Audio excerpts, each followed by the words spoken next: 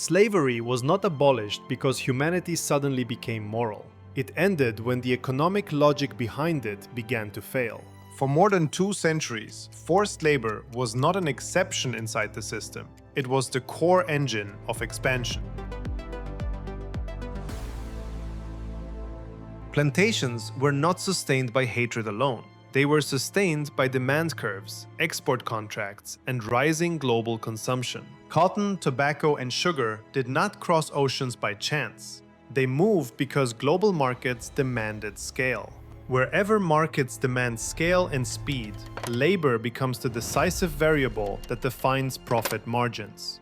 In the 17th century, European powers needed land and crops, but above all, they needed controllable manpower. Africa became the supply source not simply because of race, but because divided regions made large-scale capture easier. The Atlantic slave trade formed a brutal triangle of weapons, commodities, human bodies, and calculated profit across continents. European goods went to Africa, enslaved people were shipped to America, and raw materials flowed back to Europe in steady volume. This was not chaos or piracy. It was a structured supply chain built for scale and consistent profit over time. By the time the United States gained independence, slavery was already deeply rooted in the southern farm economy and regional wealth. Nearly 1/5 of the young nation was enslaved, forming a massive share of the labor force in the southern states. The North evolved along a different path, where colder climates pushed investment toward industry and growing cities. Factories, ports, and banking networks replaced fields, turning the North into a rapidly expanding industrial growth engine. One nation emerged with 2 incompatible systems, and that growing economic tension would ultimately define its future path. The South depended on plantation crops that required intensive manual labor year-round to remain profitable at scale. Cotton soon replaced tobacco as the main export crop, feeding fast-growing textile mills in Britain and the industrial North. As cotton demand exploded across global markets, the demand for enslaved labor expanded just as rapidly to sustain rising profits. Productivity was not driven by machines or innovation. It was driven by treating human beings as financial assets. Meanwhile, northern states invested heavily in railroads, machinery, and expanding factory networks across their cities. Industrial growth required strong protective tariffs to shield young factories from older and more established European producers.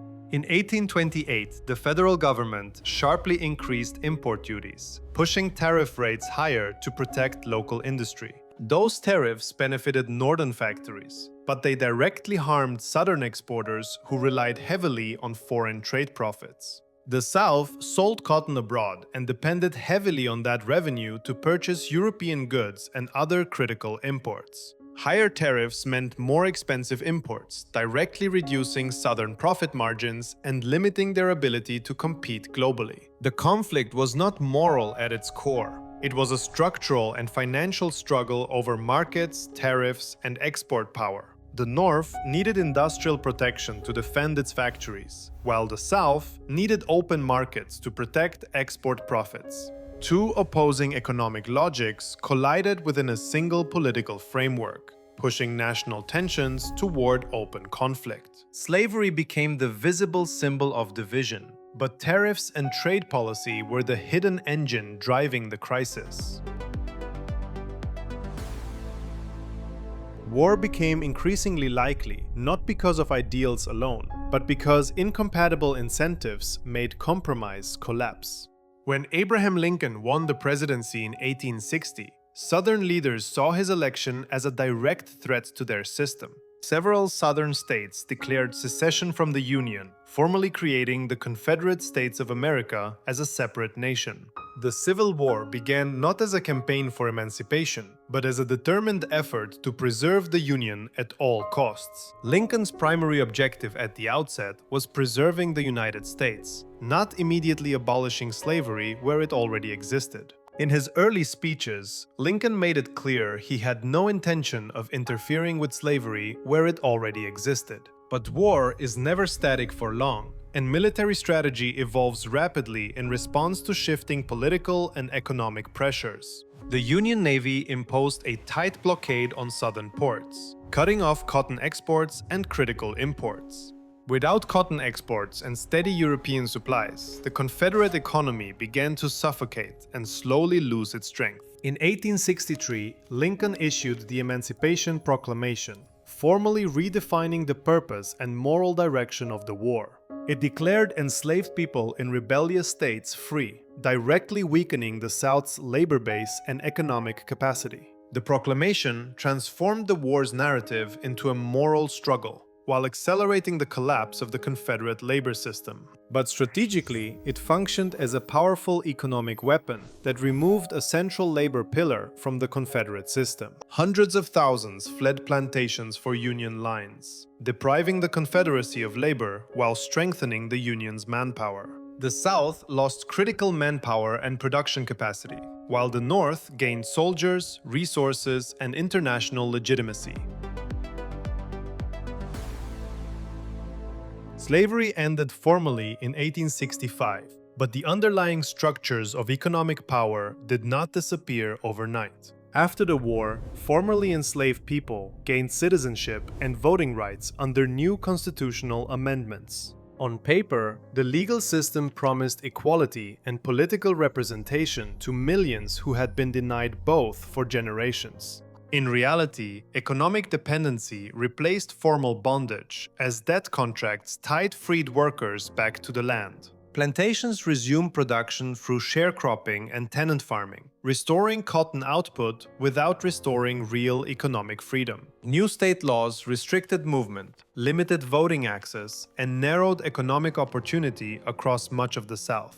Segregation became institutionalized through court rulings and local enforcement, embedding inequality into everyday public life. Compliance was enforced through fines, arrests, and legal penalties, ensuring that segregation rules remained firmly in place. As a result, economic output remained uneven, and wages for black workers stayed persistently low across the region. Civil rights movements emerged not only for dignity and equality, but for real access to economic opportunity. In 1963, Martin Luther King Jr. addressed a massive crowd in Washington, tying civil rights to economic change. His speech reframed the struggle as a moral crisis within a democratic nation that claimed equal rights and equal opportunity. Major federal legislation soon followed, dismantling legal segregation and prohibiting discrimination in public life across the country. Yet legislation alone cannot instantly erase structural inequality, especially in housing markets shaped by decades of exclusion. Economic gaps persisted across housing, employment, and education funding, reinforcing disparities across communities. The system changed its legal form over time, but underlying economic incentives remained powerful and deeply embedded in society. In the modern era, race remains deeply intertwined with politics and profit, shaping electoral strategy and voter targeting.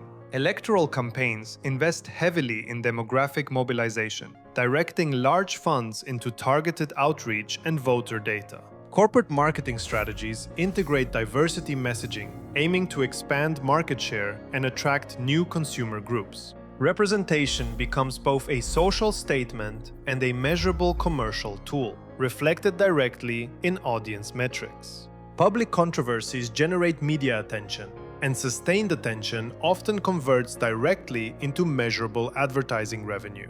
Companies quickly align with dominant narratives, aiming to protect brand value and stabilize investor confidence. Activism influences culture and public opinion, but culture, in turn, shapes consumer demand and retail sales. The phrase "follow the money" remains relevant across centuries, connecting historical systems to modern financial incentives. From plantations to campaign donations, economic incentives consistently shape moral language and public justification. This does not mean justice is meaningless or symbolic, but it suggests that change often aligns with material incentives.